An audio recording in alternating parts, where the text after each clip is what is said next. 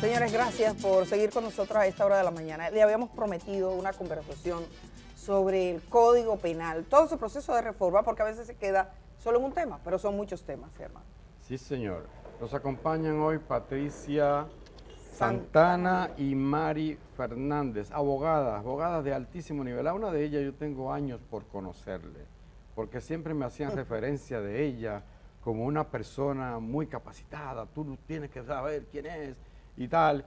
Entonces, finalmente la tengo frente a frente, la he conocido y me da muchísimo gusto Mari Fernández, sí, porque Patricia estaba varias veces con nosotros. Buenos días, ambas. Muy buenos días. Un honor. Un placer y un gran honor estar aquí.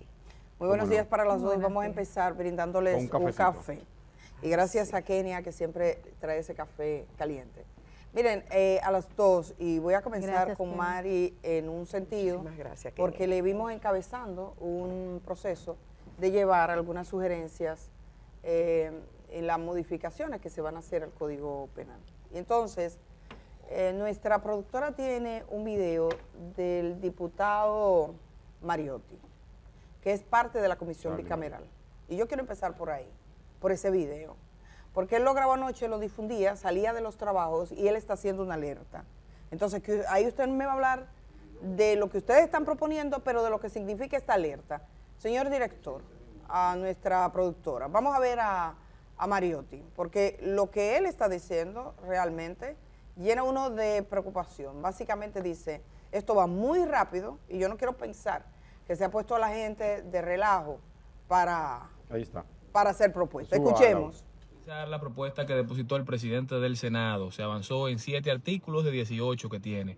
El 141, que era el artículo que estaba causando más ruido y más preocupación, solo se le cambiaron 2 cosas. Ahora ya no dice prisión mayor y ahora dirá personas con discapacidad, no discapacitados. No cambia el plazo de prescripción ni cambia la pena.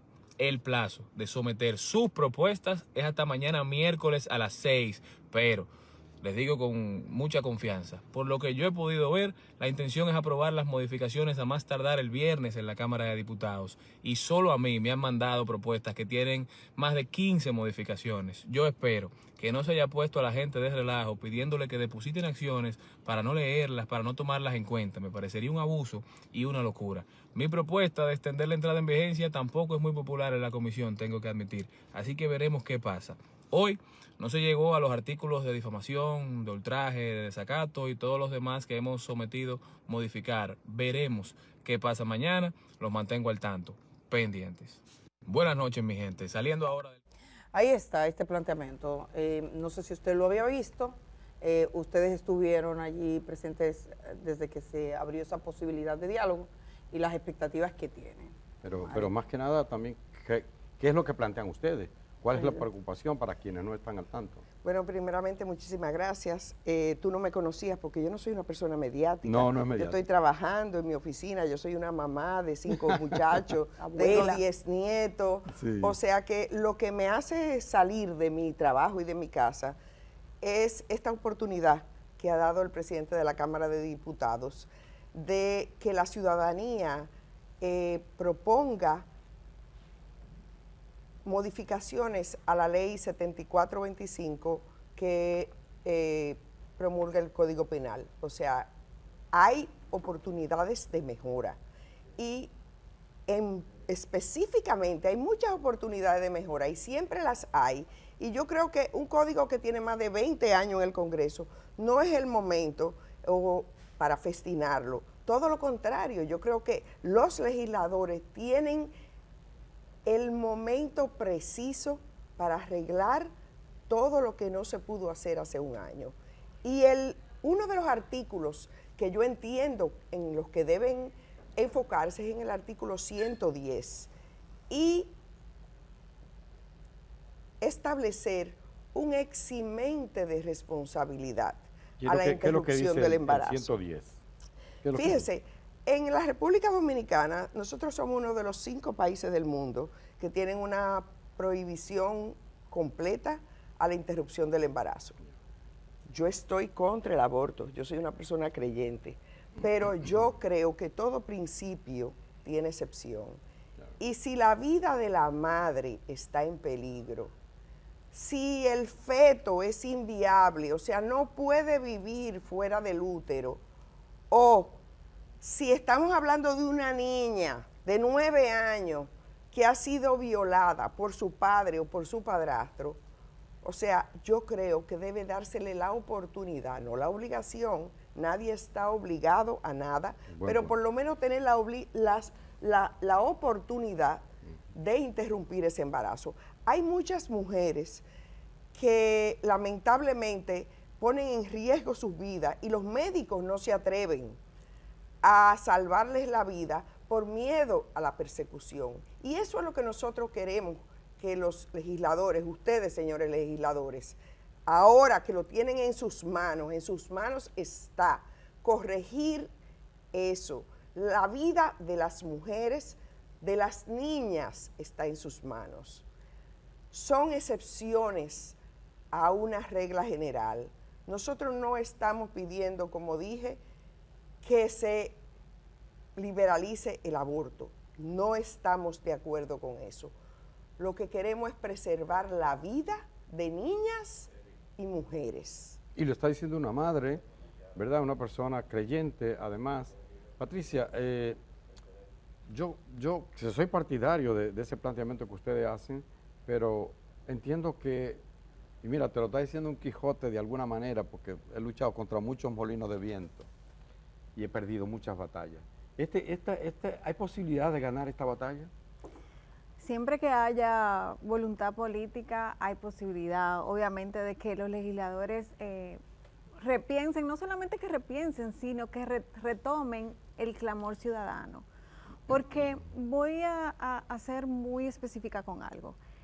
Se ha querido decir que el tema de las 3 causales no tiene un favor de la mayoría ciudadana. Sin embargo, en el país, Barómetro de las Américas, Gallup hoy, y una encuestadora más, Untold Research, hicieron encuestas masivas donde se quedó expresa la voluntad de la mayoría ciudadana en favor de las 3 causales. Esta información, de hecho, la tienen los legisladores.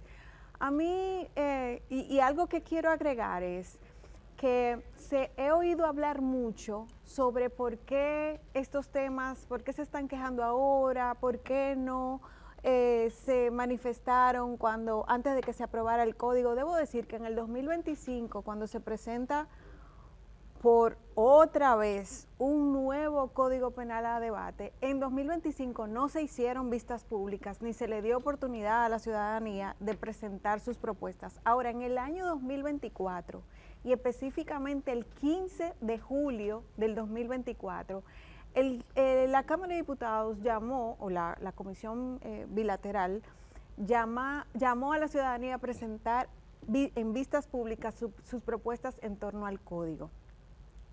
A esas vistas fueron cientos, 200, 300, eso estaba lleno.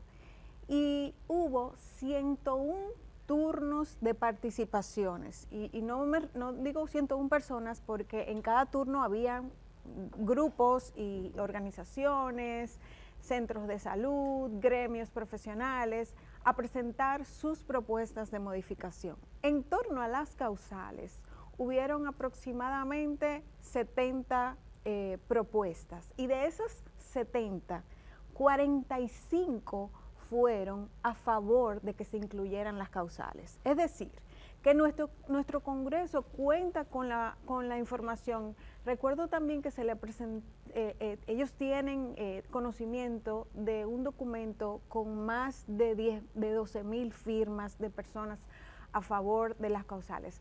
El Congreso tiene la información que necesita para legitimar la decisión de incluir las causales en el Código Penal. En el día de hoy, en la tarde de este día, hoy a la 1 de la tarde, hay sesión de la Cámara de Diputados. Todo indica que este será un proceso que irá muy rápido.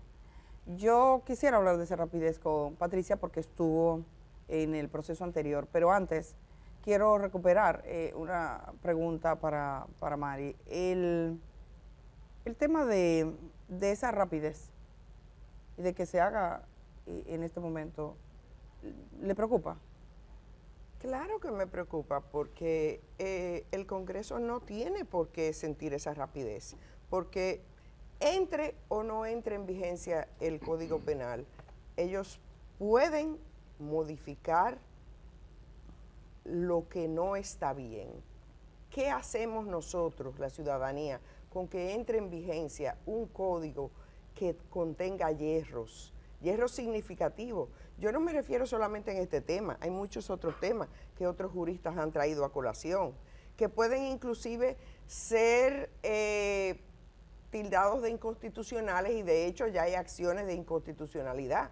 O sea que yo creo que lo mejor que pudieran hacer nuestros senadores y diputados es tomarse el tiempo que necesiten para hacer las correcciones que sea necesario realizar. O sea, ¿usted cree que debería aplazarle la entrada en vigencia del código?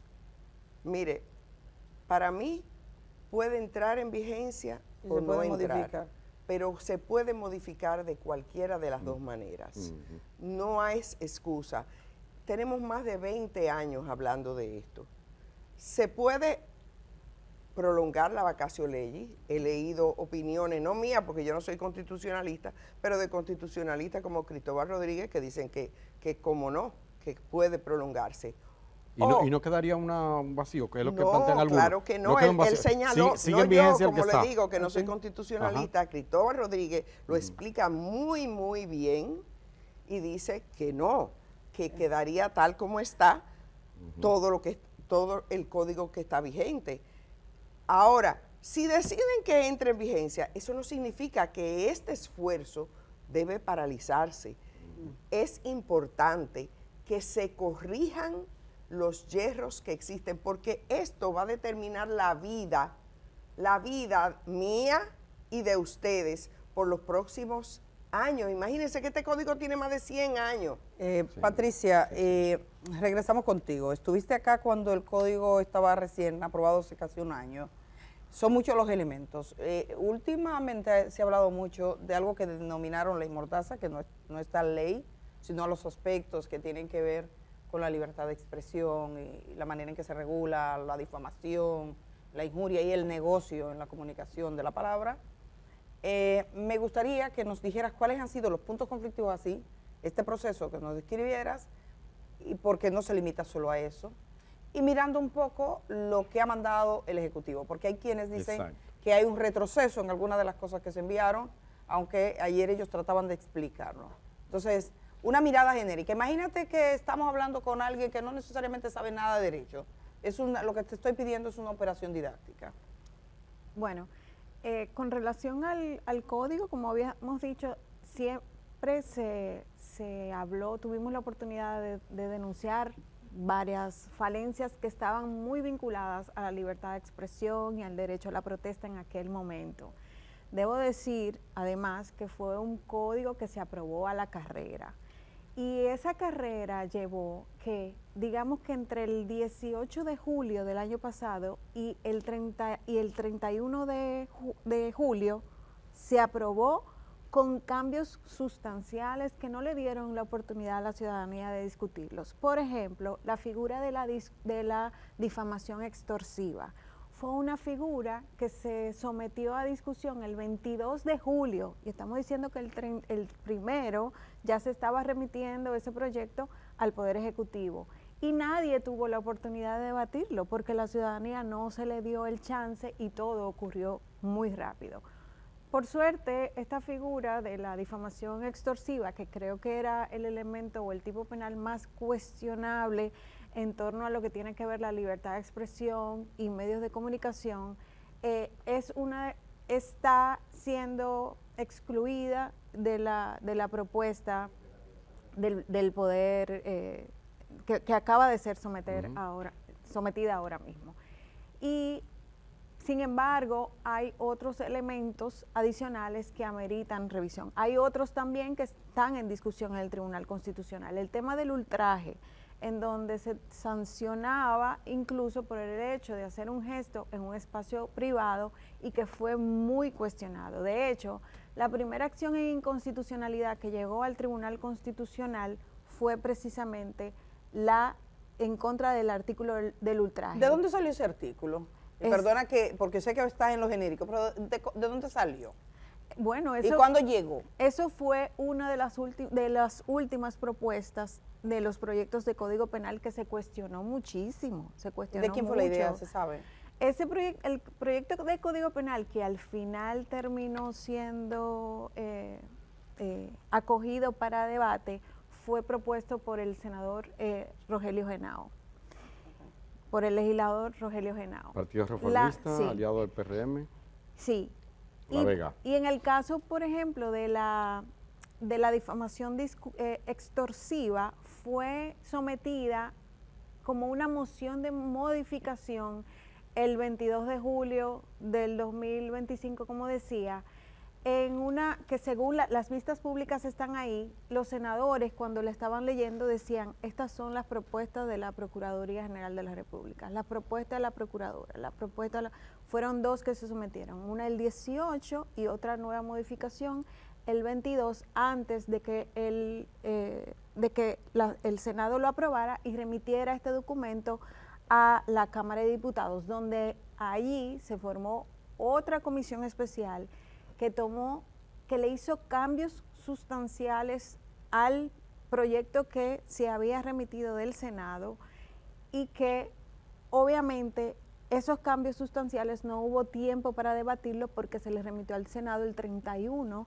de julio y el día primero ya había sido aprobado por ambas ¿El 31 cámaras. y el día primero? El día primero ya se estaba mandando al presidente de la República. Recordemos, eso fue un viernes y el presidente el domingo 3 de agosto promulgó el código. O sea, ¿los senadores tuvieron tiempo de leer todos esos cambios? Pero claro que no. De hecho, se cuestiona mucho violaciones al principio de bicameralidad y al principio de deliberación de los proyectos de ley conforme al procedimiento previsto en la Constitución, precisamente por eso, porque fue todo hecho a la carrera. Entonces la carrera siempre es enemiga de la prisa, es enemigo. Vísteme despacio. Claro. Fue deprisa, pero ¿a qué Entonces, entienden ustedes? y la falta ese ejercicio de no escuchar a la ciudadanía es que hay que generar el problema que hay hoy, porque no se nos dio la oportunidad de revisar lo que estaba pasando. Ahora se ha hecho un llamado y hay mucha gente que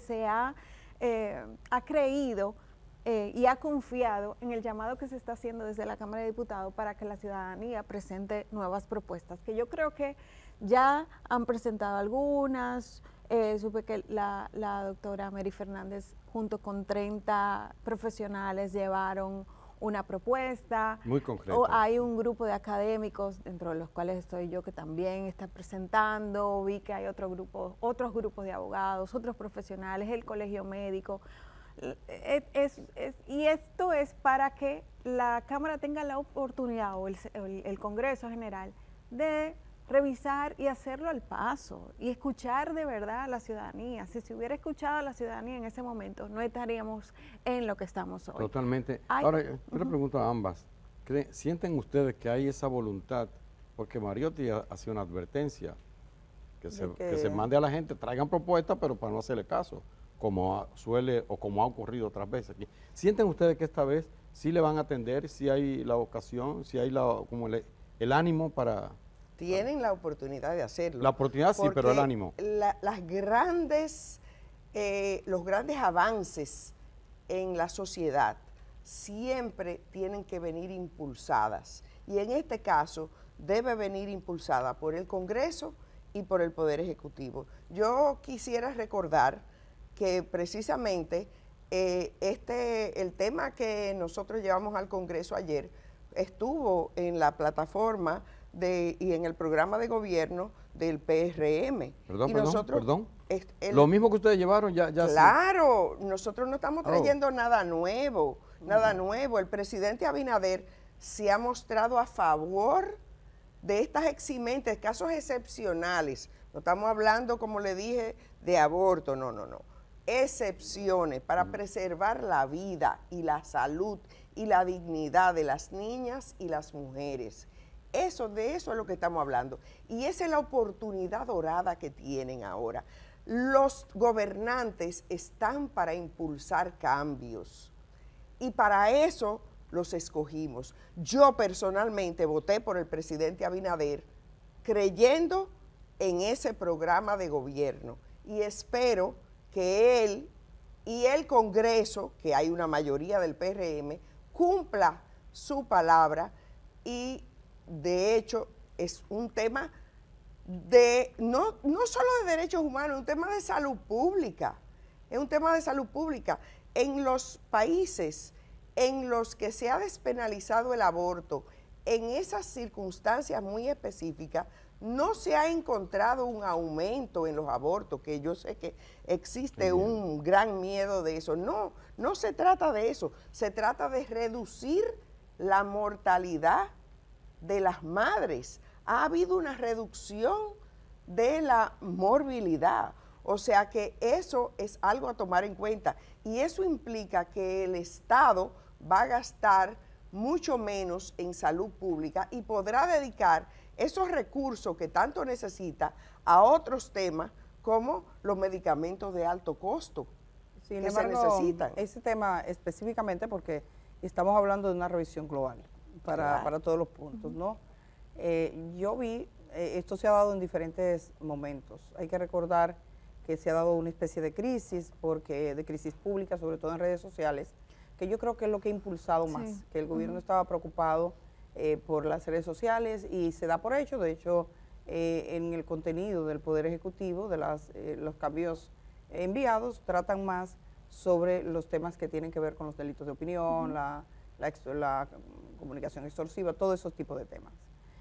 Antes de que el Poder Ejecutivo, que eso fue el viernes, que dijo, vamos a mandar, creo que 17 puntos, el presidente de la Cámara de Diputados ofreció una rueda de prensa. Y en esa rueda de prensa estuvieron presentes los diferentes titulares de bancada, los diferentes partidos. Dice, nosotros vamos a abrir un espacio de diálogo, luego de que lo habían negado la posibilidad. Pero ahora me parece a mí que para quitarle fuerza a todo ese movimiento que se estaba gestando de cierta inconformidad con el mal titulado tema de la ley Mordaza, porque no se correspondía, pero eso prendió. Entonces, me llamó la atención algo que dijo el presidente de la Cámara de Diputados, dijo, una periodista le preguntó por las 3 causas, le dijo, ese tema no, ese tema ya... Lo descartaba lo descartaba de entrada y estaban abriendo la posibilidad de hablar, pero para mí es muy significativo que lo haya expresado en ese momento. Entonces, me pregunto, ¿qué le parece a ustedes? O sea, porque, ok, sí, hay un debate, pero pues hay una apertura, pero ya sabemos que hay unos temas que al parecer se dan por cerrados. Bueno, perdón, Sí. dale. Dos damas, Hay varios, miren qué hay varios belleza. temas que se tienen que abrir. ¿Perdón? Hay varios temas que se tienen que abrir. Uno de esos es esto. De hecho, hay una acción en inconstitucionalidad en el Tribunal Constitucional precisamente sobre ese punto. Y lo idóneo es que sea el Congreso Nacional que lo haga. Como las muchas acciones que hay ahora mismo y que van a tener muy ocupado algo que auguré el año pasado al Tribunal Constitucional en los próximos meses. Yo pienso que temas que se quedaron ahí y que, van a ser necesario revisar, porque ese texto tiene más de 80 artículos que ameritan una revisión, esa ley, ese Código Penal.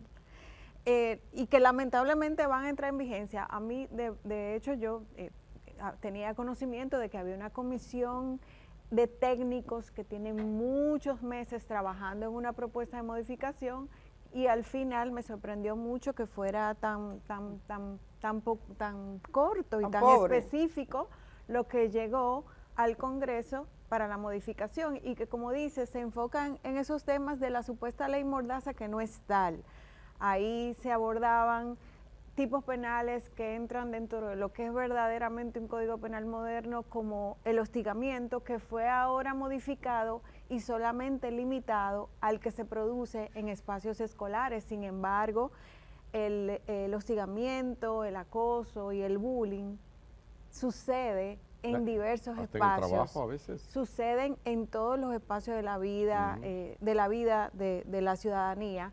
Y a mí sí me preocupa mucho que ese texto particular se haya modificado, porque por el contrario, me parece que es una garantía muy precisa, tomando en consideración toda la violencia que estamos viendo a través de medios digitales. Y eso es muy importante que se explique por qué lo están cambiando, por qué sacamos esto de lo que algo que considerábamos como un avance y lo estamos restringiendo más.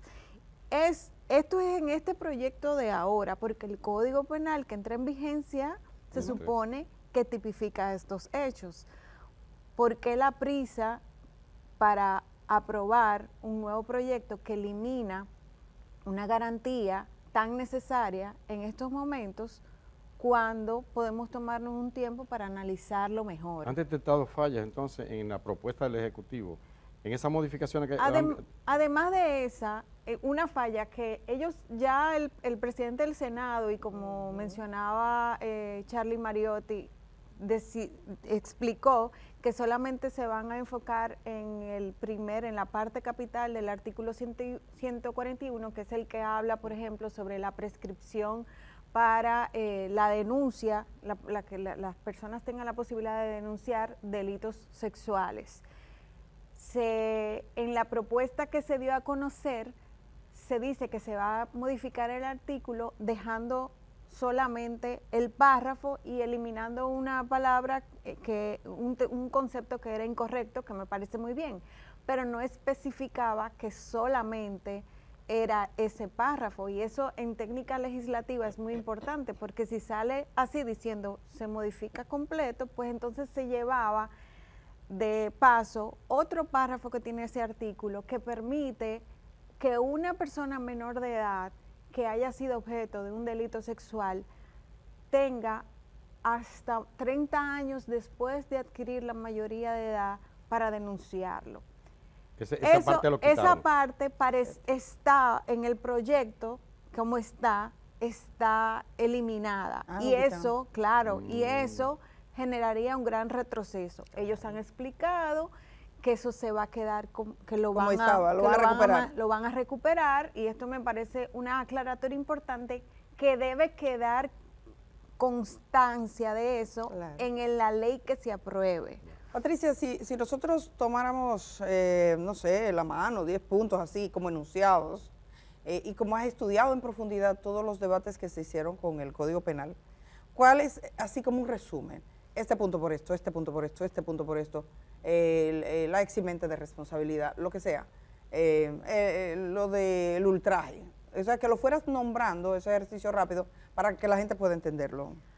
Bueno, en primer lugar, yo diría que tienen que revisar la parte general del Código Penal. Y dentro de la parte general hay varios puntos, pero yo me voy a enfocar en una concreta, y es la eximente de responsabilidad penal que se le da al Estado, a todas las instituciones públicas, a los partidos políticos y a las iglesias y a sus representantes. Se les exime de responsabilidad penal, y eso me parece gravísimo. Es decir, por ejemplo, un partido político, a partir del que sea utilizado como instrumento de encubrimiento o de lavado de activos, el código dice que la ley electoral se va a ocupar de regular esa responsabilidad penal, pero en lo que se aprueba esa ley electoral no hay forma de perseguir al partido como institución por la comisión de estos delitos. Exime de responsabilidad penal a las iglesias. Ahora mismo tenemos una iglesia que bailó en el caso Coral. Exactamente, y a sus representantes. Entonces sabemos que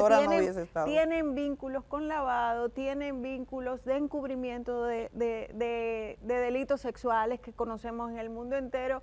Ahora mismo vemos casos donde en España o en Estados Unidos se ha obligado a las iglesias a indemnizar familias completas por delitos sexuales y a indemnizar a las víctimas.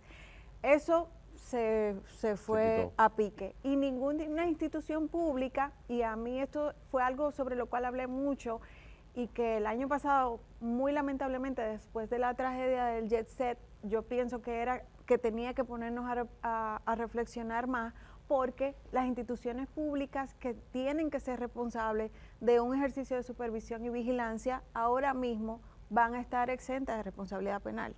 Y eso me parece a mí gravísimo.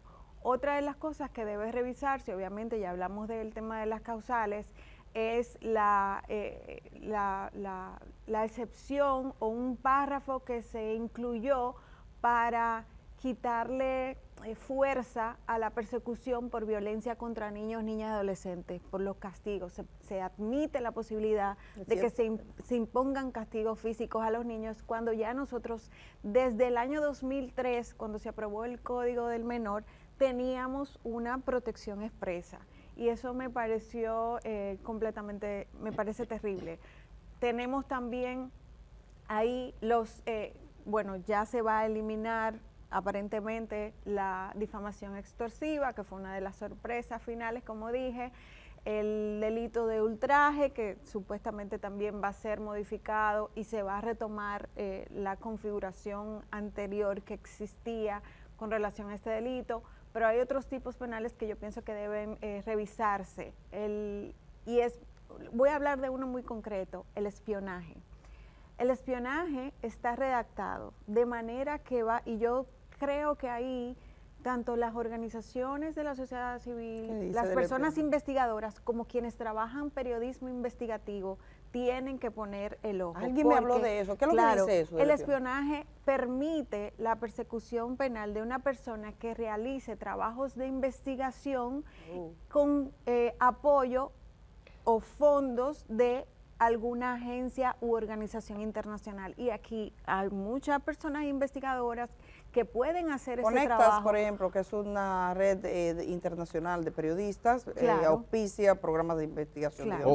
O se da a veces una colaboración, por ejemplo, digamos que Alicia, o Nuria, o Edith, o cualquier periodista, tiene una relación con una agencia de Guatemala, porque el caso conecta gente. ¿Sería pasible de ser condenado? Siempre que la información información que atente contra los principios fundamentales de la nación. ¿Y qué significa eso? Esa es la pregunta. Y si hay una mafia en el Ministerio de las Fuerzas Armadas, el Ministerio de Defensa, que compraron unos drones. No, lo que hicieron. Sí, lo que hicieron. Que compraron que algo. le dieron un permiso a gente no le sobrevaluado. Y nosotros buscamos información en México o en Israel. Y la traslada, por ejemplo, lo hace con apoyo de cualquier organización internacional o agencia internacional. Y son 20 años. ¿Cómo? ¿Qué es eso? Por ejemplo, trabajos de investigación de si se ha implementado o no adecuadamente una ley que afecta a una población específica en República Dominicana. Y esto puede ser considerado que atenta contra los intereses nacionales. Hay una parte que me preocupaba, que es la responsabilidad, por ejemplo, y nosotros tenemos unos full, no tenemos tiempo de ponerlo, pero el otro día que lo estábamos mirando, que es la responsabilidad de las empresas. Por ejemplo, la responsabilidad de un medio de comunicación en lo que podría encaminarse a una censura previa. Porque dice, bueno, si yo puedo ser condenado, me puedo asegurar. ¿Realmente está esa posibilidad? Y también te quiero preguntar, y me hablaba un abogado prominente que estaban un conjunto de empresas de este país preocupados por ciertos cambios en lo que se refiere, si bien exime de responsabilidad a todo lo que hemos visto, parece que endurece en términos de algunos tipos de empresas. No sé si ustedes... Bueno, el Código Penal, por primera vez consagra de manera expresa la responsabilidad penal de las empresas por los hechos que hayan sido cometidos por sus representantes. Y esto yo particularmente, más que un retroceso, lo veo como un avance. Lo que implicará es que el empresariado dominicano se ocupe de crear protocolos, de prácticas, de cumplimiento, que ahí hay una gran tarea. Y ahí hay una gran tarea, y ahí hay un gran reto, y eso es importante. Mari, que conoce el sector empresarial y que has trabajado mucho tiempo como abogada manejando conflictos de diferente naturaleza, ¿cómo lo ves como reto para el empresariado? Yo lo veo como un desafío, a la verdad, es preocupante, pero yo creo que uno no tiene que preocuparse, sino que ocuparse.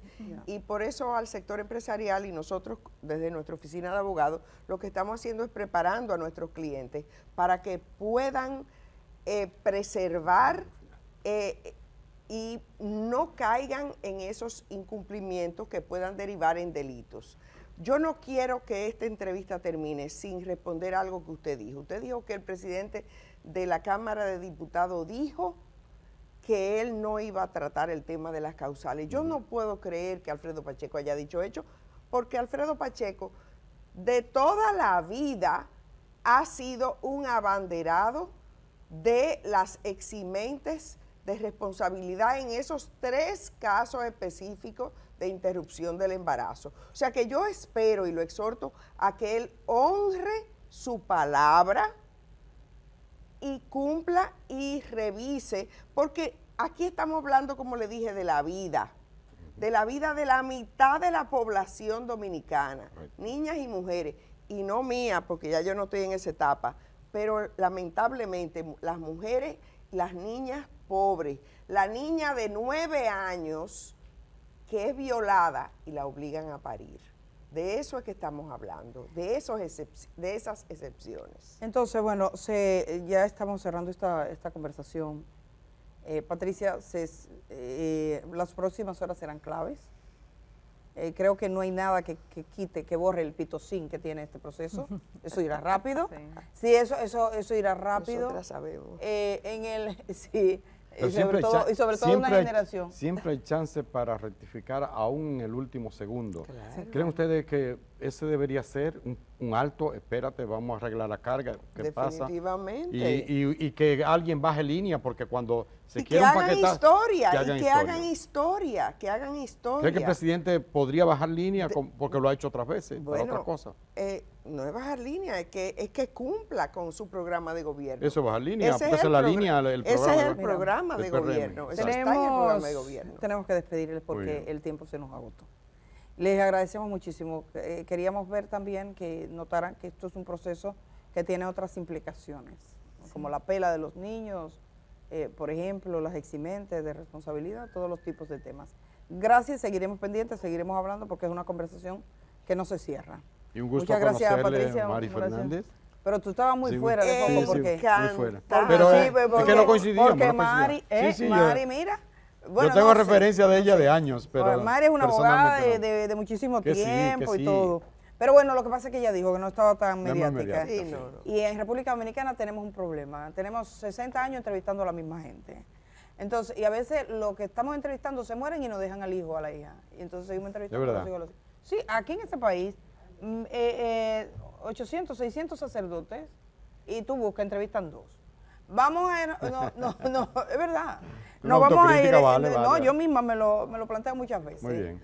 Nos vamos a ir, pero quiero felicitar a Víctor Arias porque me mandaba ayer por el WhatsApp que le felicitáramos. Vamos a cerrar, señor director, con esa felicitación. Víctor Arias, ahí estaba, y Víctor, le cumplí, ese es un televidente que me escribió Ahí está. diciendo, espero que mañana me felicite. Y él mismo puso feliz cumpleaños para mí, así que él se ha felicitado. Muy bien, muy bien, muy bien. Felicidades. Mañana es otro día y nosotros estamos agradecidos siempre de la posibilidad de estar acá. Recuerden, Chao. en este tiempo que muchos rechazan la verdad desnuda y se agarran de la mentira vestida de ropa. Cuídese de la mentira. Hasta mañana, aquí estaremos tratando de trabajar con la verdad. Bye bye.